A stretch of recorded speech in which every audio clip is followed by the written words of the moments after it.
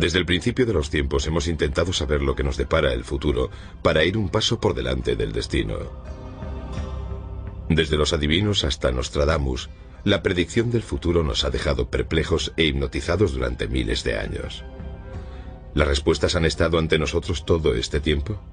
¿Codificadas en uno de los textos más antiguos que conoce el hombre, el Antiguo Testamento? ¿Existe un código en la Biblia que nos perfila claramente los sucesos del pasado y el futuro? Se trata de un código que ha retado a las mentes más brillantes a lo largo de la historia, entre ellas a Isaac Newton. Este código se descubrió con la llegada de la tecnología moderna. Que se necesite un ordenador para descifrar el código bíblico puede que no sea un hecho casual. ¿Encerrados en el tiempo bajo una llave digital? ¿La Biblia es por tanto un código estadístico extraño que no se puede explicar o se trata del primer programa informático? El código secreto de la Biblia está ahí para que lo descifremos hoy. ¿Para darnos las respuestas que buscamos o para advertirnos de lo que va a pasar? Se trata de un código que ha asombrado, consumido y frustrado a los teólogos, los investigadores y los matemáticos durante siglos. El mundo está lleno de códigos, y los códigos nos llaman la atención porque nos sugieren que la vida real no está llena de cosas que no significan nada. Los códigos nos dicen que está llena de cosas que lo significan todo. Eso es un código. Las primeras investigaciones del código secreto datan del siglo XII. Se cree que en esta época los rabinos buscaban la firma de Dios en la Biblia. Creían que si encontraban mensajes en el Antiguo Testamento podrían encontrar la palabra de Dios que se dirigía a ellos. Se pasaban todas las horas del día intentando resolver los puzzles que había en el gran libro, y sus búsquedas desataron la curiosidad de las generaciones venideras. La historia comienza en la época medieval, cuando los grandes místicos cabalistas hicieron la siguiente afirmación: todo lo que fue, es y será. Se encuentra en la Torá. Está en esas escrituras a las que llamamos la Biblia. Supuestamente se escribió hace 2000 años y se desarrolló poco a poco. Para los místicos, la Biblia no es un texto. La Biblia es un organismo vivo. Tiene vida. Es un ser místico y divino. Es parte de la divinidad. No la escribió Dios, es Dios. En el siglo XVIII, uno de los mayores eruditos en la Biblia, el genio de Vilna, o también conocido como el Gaón de Vilna, afirmó que todo lo que ha ocurrido u ocurrirá está en la Torá. Y lo que quiso decir con esta afirmación ha sido el tema de un gran debate. Algunos creen que estaba diciendo que la Biblia es una guía para la vida. Otros creen que estaba afirmando la existencia de unos códigos bíblicos que revelarían los secretos del universo. Elijah de Vilna era un lector muy meticuloso. Estudiaba las estructuras del texto, buscando las cosas importantes que se ocultaban en él. Estudiaba las notas y los encabezamientos de las cartas y sus interpretaciones. Para él, pensar en la estructura del código era algo muy natural. El siguiente investigador del código importante fue el ilustre científico Isaac Newton. Newton era un religioso devoto que quería demostrar la verdad de la Biblia usando métodos científicos. Newton aprendió hebreo e intentó encontrar códigos en el texto bíblico para demostrar la validez de la Biblia. Aunque pasó muchos años pensando en la forma de descifrar el código bíblico, la solución estaba fuera de su alcance. Es muy interesante que Isaac Newton, a pesar de que no era judío, también creyese que podía existir un código y que se pasase tanto tiempo intentando encontrarlo. Tengo entendido que hay un montón de manuscritos de Isaac Newton sobre la búsqueda de códigos en la Torá. Puede que haya cajas llenas de documentación sobre su investigación en la Universidad de Cambridge, pero no creo que nadie lo sepa. La búsqueda del código parece haberse paralizado hasta unos años antes de la Segunda Guerra Mundial, cuando un rabino de Praga sin conocimientos científicos relevantes llamado Hein Michael Dovberg Weissmandel se convirtió en el primer investigador moderno que afirmó que existía un código detallado en el texto de la Biblia. Entonces Weissmandel retomó el viejo reto del siglo, descubrir esos códigos. Después de verse acorralado por los alemanes y escapar de un tren rumbo a Auschwitz, Weissmandel se convirtió en un héroe que intentó salvar a casi 1 millón de judíos de los campos de concentración nazis. Después de la guerra retomó la búsqueda del código de la Biblia y al final obtuvo sus logros, donde los investigadores anteriores habían cosechado pocos éxitos. Weissmandl copió a mano con un cuidado extremo las letras del Antiguo Testamento en cientos de tarjetas clasificadoras y usando un modelo muy sencillo que consistía en saltarse una letra, llamada secuencia de letras equidistantes o ELS. Encontró la palabra Torah al principio de cada uno de los 5 libros del Antiguo Testamento. Bueno, el rabino Weissmandl fue el responsable de la introducción de los códigos en la era moderna.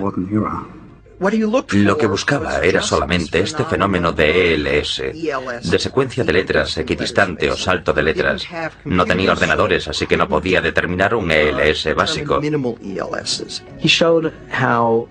Demostró cómo al empezar con una letra del comienzo del Génesis, justamente al principio del Génesis, si cuentas un cierto número de letras una vez y otra vez, encuentras las letras de la palabra Torah. Sorprende que descubriese todo eso trabajando a mano, sin ordenador. No entiendo cómo fue capaz de descubrir esos hermosos códigos, pero lo hizo. Era un genio, no hay otra explicación. Aunque la proeza de Weissmandl para descubrir los códigos en la Biblia fue milagrosa, los investigadores tendrían que esperar a la llegada de los ordenadores para poder descifrar el código con éxito. ¿Qué sucedió desde el trabajo de Weissmandl hasta la llegada de los ordenadores modernos? ¿Por qué con la informática de hoy en día se retoma todo este asunto dándole tanta importancia y emoción? La investigación del código podría haber llevado unos cuantos millones de años sin ordenadores, pero con un ordenador podemos encontrar los códigos en unos segundos sin problema. Los ordenadores son una ayuda divina, puedes consultar algo una y otra vez y en profundidad, y por eso tienen un sentido completo dentro de la lógica del marco interno espiritual, que nos ayuda a entender realmente que los ordenadores nos descubrirán más ideas sobre los códigos. Sería imposible sin ordenadores. Pero, ¿qué es exactamente el código de la Biblia y cómo funciona? Bueno, pues el código bíblico es una afirmación de que existen mensajes escondidos en el texto de la Biblia que son diferentes o añadidos al texto real y normal de la Biblia. Mensajes cifrados, ocultos. Palabras o frases que aparecen cuando no lees la Biblia letra a letra, sino cuando saltas intervalos desde una letra a la siguiente. Es realmente la afirmación de que el código bíblico existe. La afirmación se basa en que hay mensajes escondidos en el texto de la Biblia que se pueden extraer usando ELS. El código de la Biblia se descifra usando un programa informático que revela las secuencias de palabras en una estructura de contenido organizado. Las palabras clave se introducen en el programa informático, que examina el texto completo de la Biblia usando una serie de saltos de letras también llamadas secuencias equidistantes de letras.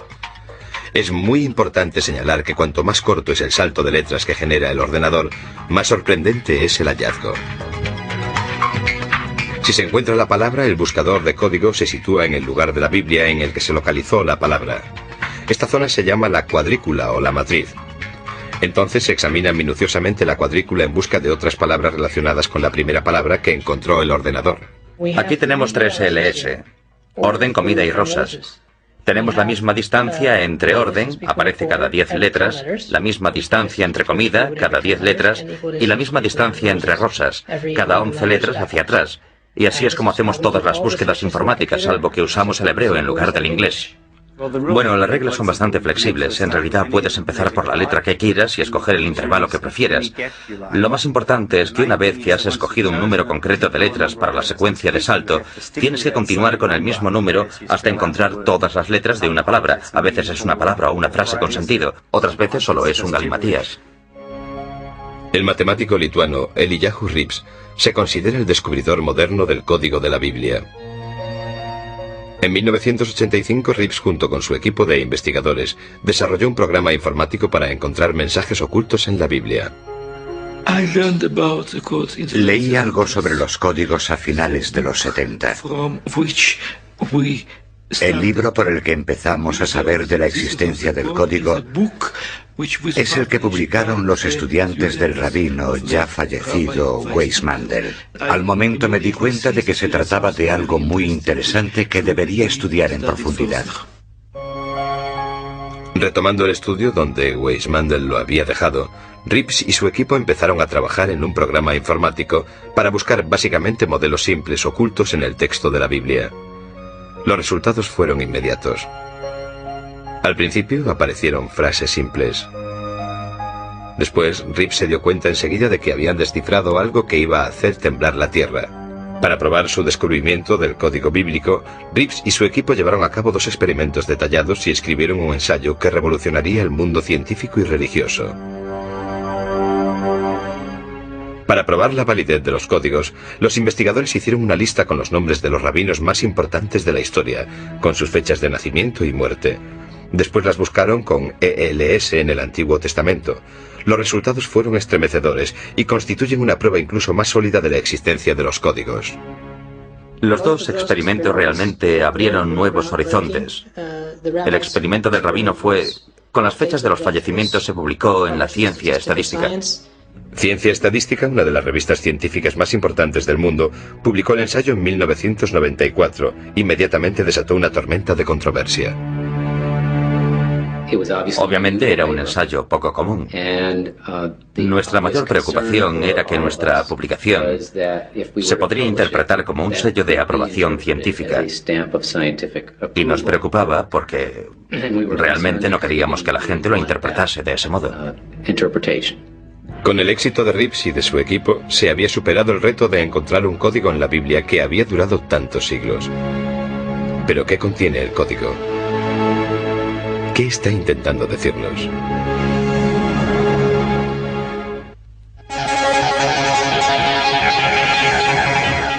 A través del espejo.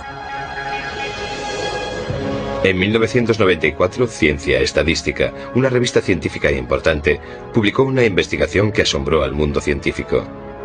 La investigación afirmaba que existía un código en la Biblia al que se podía acceder solo por medio de la informática. El 11S estaba escrito o quizás no lo estaba, pero supongamos que lo estaba, ¿vale? O lo del asesinato de Rabin. ¿Por qué la gente se pone nerviosa al descubrir incluso la simple posibilidad de que sea cierto de que todo está codificado? Digámoslo de otra forma. ¿Por qué hay muchos seres humanos que quieren creer que los códigos son ciertos? Simple y llanamente porque en realidad el ser humano quiere creer y se merece creer, y en mi opinión el ser humano tiene toda la razón, que ese es el sentido de la vida, lo que realmente importa. Sigo viendo en las noticias historias de actualidad que aparecen en combinaciones estadísticas imposibles. Son como modelos, o lo que yo llamo marcas de agua. Si quieres saber si un billete de $1 es auténtico, tienes que comprobar sus marcas de agua. Y nosotros hemos encontrado marcas de agua en la Torá.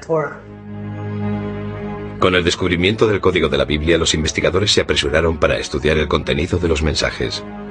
A medida que los expertos empezaron a buscar en profundidad, las predicciones no dejaban de aparecer. Desde el primer vuelo de los hermanos Wright y Kitty Hawk hasta la reciente epidemia del SARS. ¿Estos códigos son simplemente una narración de la historia o son algo más? Los investigadores que han seguido a Rips han encontrado una multitud de relaciones fascinantes entre los códigos, que muestran palabras que se encuentran próximas unas de otras en el texto bíblico y que describen sucesos importantes que han dado forma al curso de la historia. Podemos hacer cuadrículas todos los días con los sucesos históricos, así los conocemos y los estudiamos, y de esta forma desarrollamos la cuadrícula. Los investigadores del código de la Torá han encontrado muchas historias por casualidad. Es decir, a veces cuando no hacen ningún experimento concreto, simplemente estudian una tabla y de repente les parece ver en ella algunas palabras clave diferentes. Las revelaciones del código sobre una vasta serie de temas de la historia mundial son impresionantes. Los investigadores de códigos han descubierto muchos nombres y sucesos históricos ocultos en la Biblia. Y las probabilidades de encontrar estas relaciones históricas son astronómicas. El código de la Biblia habla de Shakespeare y de algunas de sus grandes obras en la siguiente secuencia. Shakespeare llevó al teatro Macbeth y Hamlet. La llegada de los aviones se descifró en el código bíblico cuando las palabras hermanos Wright y aeroplano aparecieron juntas en el texto.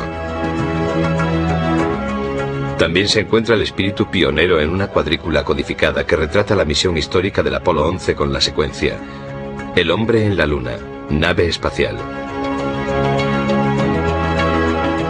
El nombre del legendario emperador francés y los sucesos más significativos de su vida se encuentran en una misma cuadrícula. Napoleón, Francia, Waterloo, Elba.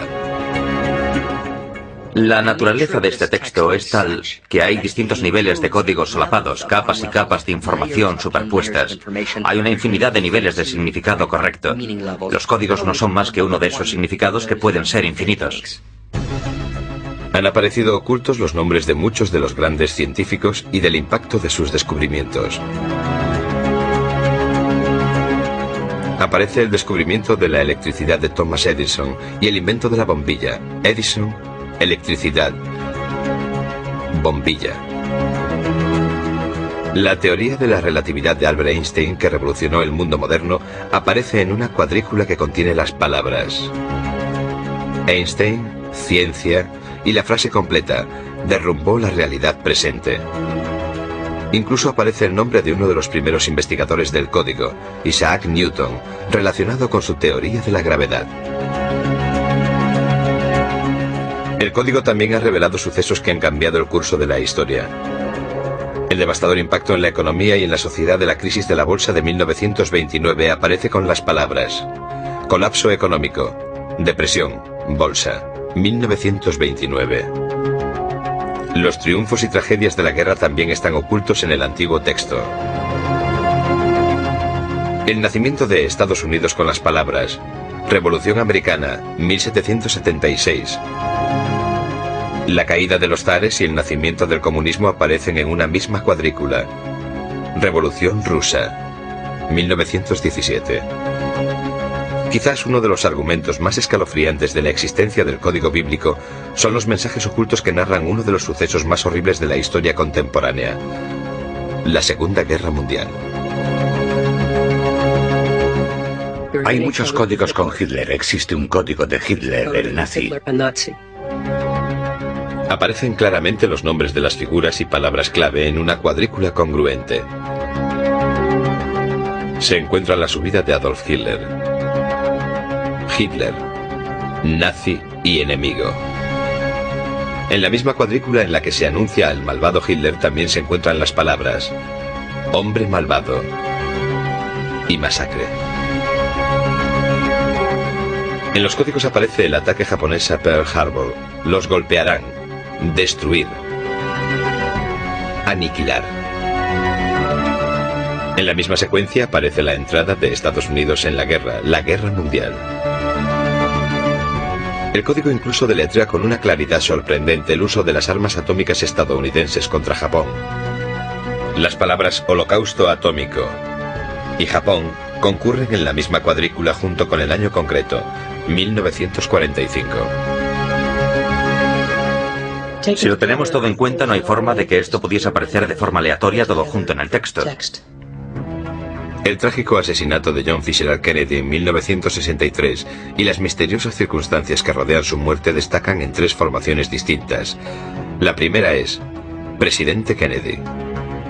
Morir. Dallas. En la segunda aparece el nombre del asesino de Kennedy, Oswald. Francotirador.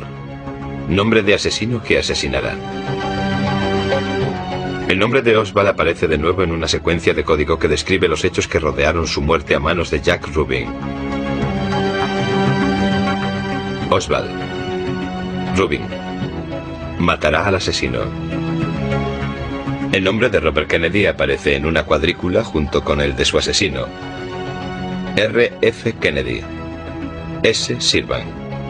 En la misma secuencia, el código parece sugerir que Robert Kennedy habría sido el presidente de los Estados Unidos en 1968, junto con unas palabras: el segundo mandatario será asesinado.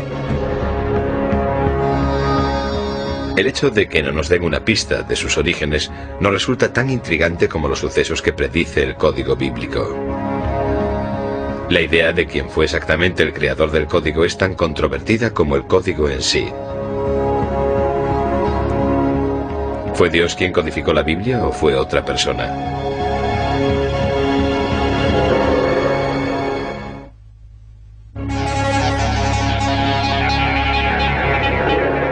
Encuentros próximos.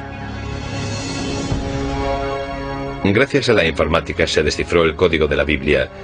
Pero, ¿cuál es su origen? ¿Fue Dios quien codificó la Biblia para que nosotros la decodificásemos hoy y nos sirviese como una guía de nuestro pasado y posiblemente un presagio de los días que vendrán? Algunos creen que los orígenes del código bíblico son incluso más fascinantes que el código en sí. Pueden ser como algunos creen que fuesen los extraterrestres que visitaron nuestro planeta hace eones quienes codificaron la Biblia, dejándonos de este modo un mapa de nuestro destino. Para una persona que no cree en la existencia de Dios, el texto no viene de la divinidad. Viene del espacio exterior.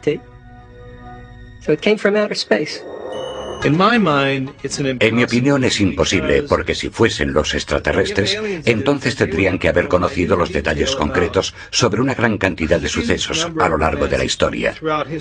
No se trata de sucesos importantes de un país, sino de sucesos concretos relacionados con personas, con individuos, porque existen matrices de código bíblico sobre la gente. Entonces, ¿cómo es posible que un viajero del tiempo o algún tipo de extraterrestre sepa todos esos detalles específicos sobre las personas? Los estadísticos no pueden responder a la pregunta de quién los puso ahí. Los estadísticos solo pueden responder a esta pregunta: ¿existen? Es una explicación muy inteligente, aunque no muy perspicaz. Significa que puedes escribir libros sobre el tema a título personal, sin comprometerte con la religión, lo que no es muy popular, y de este modo consigues lo mejor de los dos mundos. La misma gente que habla de la vuelta de Elvis Presley o del monstruo del lago Ness, ahora habla de la predicción del 11S. Es un gran mercado, aunque espero que la mayoría de la gente no le preste demasiada atención a esto. Ni siquiera creo que exista la más mínima posibilidad de que los extraterrestres sembrasen la Tierra para ponernos a nosotros aquí, o de que escribiesen la Biblia con un código oculto en el texto. El código bíblico incluso hace referencia a sí mismo cuando afirma: ellos codificaron la Torá y mucho más. Una posible pista de su origen se refleja en la secuencia del código que dice: se hizo por ordenador. Las escrituras de Dios grabadas en las tablas. El concepto que estuvo oculto hasta estos últimos tiempos en los que nació la informática tiene un sentido lógico para mí. Creo que se trata de una de estas tres posibilidades. Una consiste en rechazarlo por completo y demostrar que de algún modo es falso. La segunda es asumir que los extraterrestres nos dieron la Torá. Y la tercera consiste en asumir que un ser sobrenatural nos dio la Torá. No creo que haya muchas más posibilidades. Se trata de un proceso gradual que la gente tiene que superar cuando busca los códigos y busca el significado que hay tras los códigos. ¿Qué intentan demostrar los códigos? Pues los códigos están intentando demostrar que la Torá es el documento que Dios nos dio en el monte Sinaí. Permíteme que te haga una pregunta. Digamos que alguien le organiza un encuentro. Muy bien, todo está organizado. Os vais a encontrar en, no sé, el Waldorf Astoria, en la ciudad de Nueva York, el domingo por la tarde a las 3 en punto. Cuando llegas allí, ella no está, pero te dejó una nota, y la nota dice: querido Matthew, estuve aquí hace 3000 años y por desgracia tú no estabas aquí, pero te dejé esta nota porque te quiero mucho. Te he dejado instrucciones para la vida que te enseñarán cómo vivir el resto de tus días. Existe una tendencia a pensar que este fenómeno es tan contundente y las posibilidades de que esto no ocurra por casualidad son tantas que cualquier ser humano razonable entiende que no se trata de una casualidad. Estos códigos tienen que tener un autor divino y no podemos decir nada más que eso. Por eso mismo, esto fue creado por una fuerza poderosa. Y nosotros llamamos a esa fuerza poderosa Dios. Personalmente yo creo en Dios. No creo que se esconda de la gente. Si sigues su voluntad y si buscas la sabiduría, Él te ayudará. Sin embargo, si se tratase de una persona de hace 3000 años, entonces estoy seguro de que Dios le habría permitido desarrollar un código bíblico muy diferente, porque lo tendría que haber hecho a mano. Pero a pesar de la sorprendente exactitud del código, los escépticos dicen que no existe. ¿El código bíblico predice los acontecimientos históricos clave o se trata básicamente de una anomalía estadística o incluso un truco bonito y perspicaz?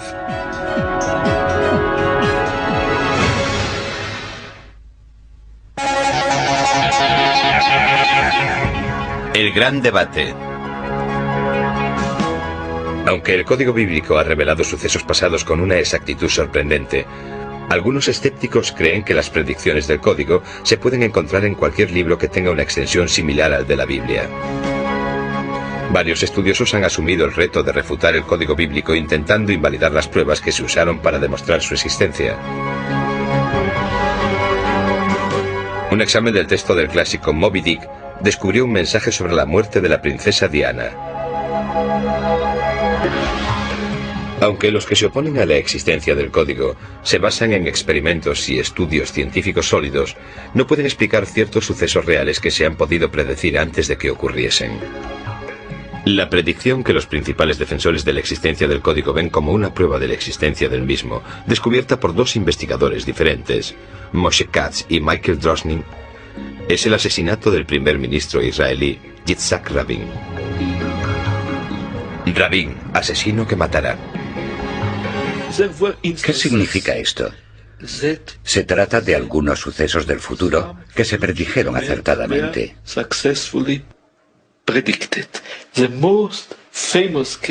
El caso más famoso es la predicción del asesinato del primer ministro Rabin que hizo Michael Drosnin. En el momento en que ocurrió esto, Yitzhak Rabin era el primer ministro de Israel. En este caso pusieron Yitzhak Rabin y encontraron un verso que hablaba de un asesino que va a matar o de un criminal que va a asesinar. Y ocurrió en un espacio de tiempo muy breve. Ambos se alarmaron y avisaron por carta a los responsables de la oficina de seguridad del primer ministro, con la esperanza de que, con alguna precaución extra, se pudiese evitar que ese suceso llegase a ocurrir. Pero no fue así. A pesar de los intentos para prevenir a Rabin sobre el duro atentado contra su vida, Rabin fue asesinado en 1995. Pero los principales defensores del código abrieron un debate sobre si el código era una advertencia o simplemente la narración de unos innumerables resultados posibles. Es una cuestión muy básica. No sabemos si era una advertencia o si era sencillamente algo que iba a ocurrir de esta forma. Quizás sea una de las posibles variantes del futuro que trata la Torá. Un investigador del código, totalmente seguro de que la predicción del asesinato de Rabin acababa con cualquier duda sobre la existencia y veracidad del código, retó públicamente a que alguien encontrase la predicción del asesinato del primer ministro en Moby Dick. El profesor Brendan McKay, que es una de las figuras principales de la oposición a la legitimidad del código bíblico y que ha hecho una investigación exhaustiva sobre el tema, aceptó el reto. Así que me propuse investigar Moby Dick y empecé a buscar asesinatos de primeros ministros y otra gente famosa, y encontré unos pocos. Por ejemplo, encontré el de Indira Gandhi, Leon Trotsky, Martin Luther King. Aquí tengo uno. Se puede ver el asesinato del presidente Kennedy. En grandes letras verticales puedes leer la palabra Kennedy. Y en la base se pueden leer las palabras del texto donde se dice claramente que será asesinado. En letras verdes tenemos la frase en coche, que es una frase muy apropiada en relación con el asesinato de JFK. Por desgracia, cuando muestro las fotos de los códigos, de las predicciones, de los asesinatos y esas cosas en Moby Dick, siempre hay un cierto número de personas que visitan mi página web para decir que Dios escribió Moby Dick, al igual que la Biblia. Con esta investigación, McKay llegó a sus propias conclusiones. Es una gran tontería. Creo que necesitamos una respuesta más adecuada que esta. He pasado mucho tiempo estudiando esto. Lo intentamos una y otra vez. Hicimos un experimento tras otro. ¿Qué descubrimos? Nada. Hasta donde podemos saber, no hay ninguna prueba de que el código bíblico sea real. Nunca he oído hablar de un solo estadístico, un doctor en estadística experto que crea en el código de la Biblia. Pero hay defensores del código que argumentan que las probabilidades estadísticas de que aparezcan ciertas palabras en distintas formaciones es tan pequeña que atribuírselo a la casualidad es ignorar los elementos fundamentales de la estadística. Mira, hay una pequeña posibilidad en Moby Dick, y las posibilidades en la Torah son muchas. No significa nada. Esto no es un experimento, solo es un truco. Y McKay no es más que un mago. Hemos encontrado tantos códigos que estadísticamente no tienen otra explicación que la que ya hemos demostrado. Existe algo. Hay algo aquí que no puede ser aleatorio. Creo que ya hemos llegado al punto en el que queda demostrada la existencia del código bíblico y la forma en la que se ha hecho es desarrollando matrices muy avanzadas con frases que sobrepasan la posibilidad de la casualidad que se da incluso en el universo. Y una vez que hemos hecho esto, entonces queda demostrada su existencia y creo que hoy hemos llegado a ese punto.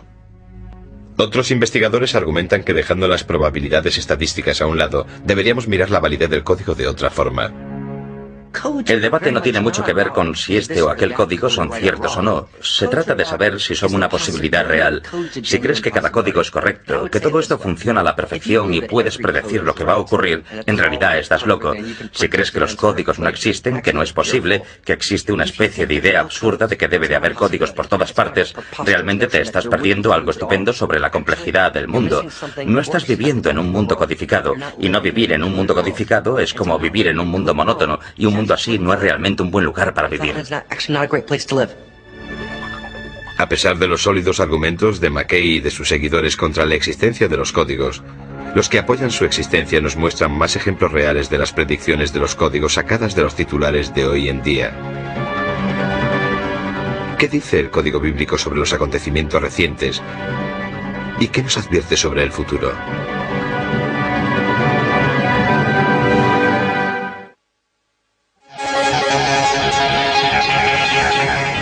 La predicción del Armagedón. Mientras que tanto los que lo apoyan como los detractores tienen argumentos sólidos, no podemos ignorar que ciertas predicciones de la Biblia se han hecho realidad. Algunos creen que el futuro no se conoce hasta que se convierte en pasado, y de este modo se vuelve historia. Otros creen que si tienes las preguntas adecuadas se puede predecir el futuro. Si el código puede predecirlo, ¿qué nos deparará el futuro y dónde está escrito? El código ha hecho algunas predicciones sorprendentes en el pasado más reciente. En las elecciones de Bush y Gore, cuando volvía a casa pasé por una tienda donde vendían periódicos. Tenían un periódico israelí. En los titulares vi cómo se escribía Bush y Gore en hebreo y también ponía la fecha de las elecciones, con el sistema del calendario hebreo. Cogí esas tres palabras y las metí en mi programa informático. El resultado fue una matriz muy rigurosa. Creo que eran como 4 filas y 5 columnas con estas 3 palabras. El día del mes y el mes eran una palabra clave. Gore era otra palabra clave y Bush la otra. Era tan compacta que la probabilidad de encontrar eso en una población de texto libre. Un texto libre es una población en la que hay textos sin ningún código. Era algo como una entre unos cientos de miles. Serían los sucesos del 11S los que conseguirían que los investigadores retomasen la Biblia para ver si había sido predecido. Lo que encontraron fue sorprendente. Descubrimos unas colocaciones compactas poco comunes de estas 3 palabras, junto con algunas otras que tienen algo que ver con el 11S, entre ellas el mismo 11S, los nombres de los pilotos, varias descripciones, la caída de los edificios, la destrucción de las torres, la tragedia ante los ojos de la gente y cosas así. Y todo esto apareció en una zona muy pequeña. Hice una matriz con el ataque del World Trade Center y encontré 30 términos que formaban frases completas. Las probabilidades de que aparezca una matriz así son de 1 entre 300 por 10 elevado a 40. El avión derrumbó la Torre Gemela 2 veces. Bueno, pues 2 veces son algunas de las palabras que aparecen en el texto normal. En el siguiente ejemplo aparece Bin Laden con las palabras mata a miles de personas y las palabras suceso terrorífico y Torres Gemelas. Lo que hace extraordinaria a esta cuadrícula es la agrupación en la que aparece. Casi tienes que pararte a mirar un momento antes de darte cuenta de lo cerca que aparecen estas palabras. Estas son las únicas palabras para el terror, suceso terrorífico, que aparecen con un salto de 2 letras. Es el intervalo más corto de la Torah. Esta es una de las 3 mejores asociaciones entre torres y gemelas. ¿Por qué aparecen juntas en la misma cuadrícula? Pues la respuesta que encontramos una y otra vez es porque existe una intención clara. Una de las últimas revelaciones del Código Bíblico se refiere a un suceso que tuvo lugar el 1 de febrero de 2003, el desastre del transbordador espacial Columbia. Empezaré por los hallazgos del profesor Reeves. Transbordador espacial Columbia. Llorar su muerte. Devorados por el fuego. El profesor Reeves no vio este ELS rojo. Se lo enseñó a un amigo que dijo inmediatamente que parecía un cohete espacial, que había algo interesante en el ala izquierda y que estaba boca abajo. Así que esta debe de ser el ala izquierda y estoy seguro de que dice consumida por el fuego.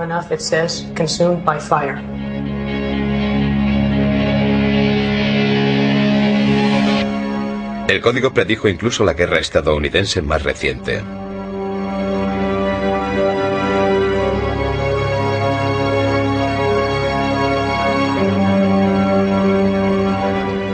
¿Pero el código puede predecir el futuro? Algunos investigadores han afirmado que el código bíblico hace una última predicción, que el final de los días ha comenzado, que el final del mundo está cerca. El código predijo el devastador terremoto de Los Ángeles en 1984. En esa misma secuencia de código aparece otro gran terremoto que azotará Los Ángeles en 2010. Asimismo vaticina que un cometa destruirá la Tierra en 2012.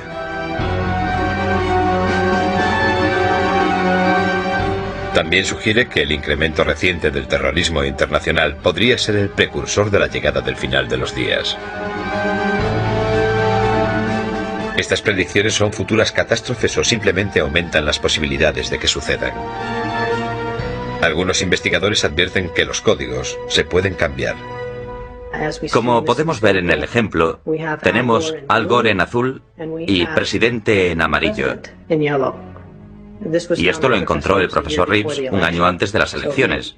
Por eso asumimos que Al Gore iba a ser el presidente, o quizás pensaba que lo iba a ser. Y de hecho, unas semanas después, con lo de Florida y las batallas legales, el profesor Reeves encontró unas cuantas palabras más. Creo, quizás, que están en rojo. Porque, de hecho, no existe un método, no tenemos realmente un manual de instrucciones que nos diga qué palabra tenemos que leer primero y qué palabra tenemos que leer después, y si estamos dejando alguna palabra perdida. Lo que hacemos es destacar una palabra de aquí y de allí. No tenemos forma de saber lo que estamos buscando. Es muy difícil hacer una matriz precisa sobre el futuro. En mi opinión, usar los códigos para predecir el futuro es darle un uso incorrecto y grave a todo este asunto, y de todas formas, no se puede hacer. No puedes usar los códigos de la Torah para buscar las acciones que deberías comprar hoy en la bolsa para poder ganar dinero mañana. Porque no todo lo que aparece en una colocación compacta se corresponde con algo que se pueda relatar de forma histórica y lógica. Hacer matrices con el futuro no debería suponer ningún problema en absoluto, salvo que no sabemos qué buscar y tenemos que adivinarlo todo. Y cuando trabajas así es muy posible que cometas errores. Por eso creo que hacer matrices sobre el futuro es teóricamente posible en un 100%, pero en la práctica es muy difícil hacerlo. Por eso, si puedes desarrollar una matriz sobre un suceso pasado, entonces puedes desarrollarla sobre el suceso futuro, porque se trata sencillamente de un suceso pasado que no ha ocurrido todavía. No sabemos lo que buscar en una matriz sobre el futuro. Ahí está la limitación. Lo que vemos es solo la punta del iceberg, en el que todavía no hemos sido capaces de descubrir de forma sistemática todos los aspectos diferentes de cómo se codifica. Es decir, una descripción completa del código. Tan solo vemos un pedazo aquí y otro allí. Si crees en la Biblia y en sus profecías, sabrás que habla de un periodo de tiempo llamado el final de los tiempos o el final de los días. Se trata de la batalla más intensa entre el bien y el mal en el mundo. El terrorismo, el virus del SARS y otros virus y epidemias, todo ello es un indicativo de que las cosas malas ocurren. Y la Biblia predice que todas esas cosas malas o diabólicas van a suceder. El código bíblico tan solo corrobora ese mensaje. Existe toda una tradición de predicciones específicas sobre el fin del mundo. Ahora bien, el final de los días es, por supuesto, una noticia buena y mala. Es una mala noticia si se equivocan y una buena noticia si tienen razón. Con esto quiero decir lo que significa el fin del mundo. Solo se trata de que el mundo, tal y como es, no puede continuar siempre así. Ese es el concepto. En realidad es una idea bastante importante, porque si crees que todo va a seguir así siempre, nunca vas a intentar cambiar nada. Nunca intentaremos transformarlo. Los códigos y las predicciones son una invitación a participar en la creación del futuro. Muchas de las secuencias que se refieren al final de los días hablan del Oriente Medio. Hice una matriz sobre este tema. Encontré unos 6 términos buenos que apuntan a que probablemente ocurra una prueba muy buena, por lo menos en mi opinión, hacia finales del año 4770, que podría ser en el otoño de 2010. Si conoces la profecía, sabes que el final de los días, o el fin del mundo, es un periodo que dura 7 años y comienza con un tratado de paz entre Israel y las naciones que le rodean. Aunque en realidad no dice cuáles son los otros pueblos que firman el tratado. Este tratado de paz establece que se dividan las tierras de Israel, que se divide la ciudad de Jerusalén, y a cambio Israel tendrá garantizada la paz. Algo parecido a lo que estamos viendo hoy con el Grupo de los Cuatro y su hoja de ruta. El Grupo de los Cuatro está formado por Estados Unidos, Naciones Unidas, la Unión Europea y Rusia, que están desarrollando una hoja de ruta para solucionar el problema de los israelíes y los palestinos. Lo que acabo de contar no suena algo parecido a un tratado de paz que creará una nación palestina. Creo que sí. Si es así, y si en el otoño de 5770 llega el fin de los días, esa matriz es correcta. Entonces el Tratado de Paz tendrá lugar en septiembre u octubre de 2003. Creamos o no en el código, hay algo cierto. Nunca sabremos si las predicciones de estos mensajes ocultos son ciertos hasta que los sucesos se vuelvan historia. Por eso nunca sabremos si el mundo está llegando a su final.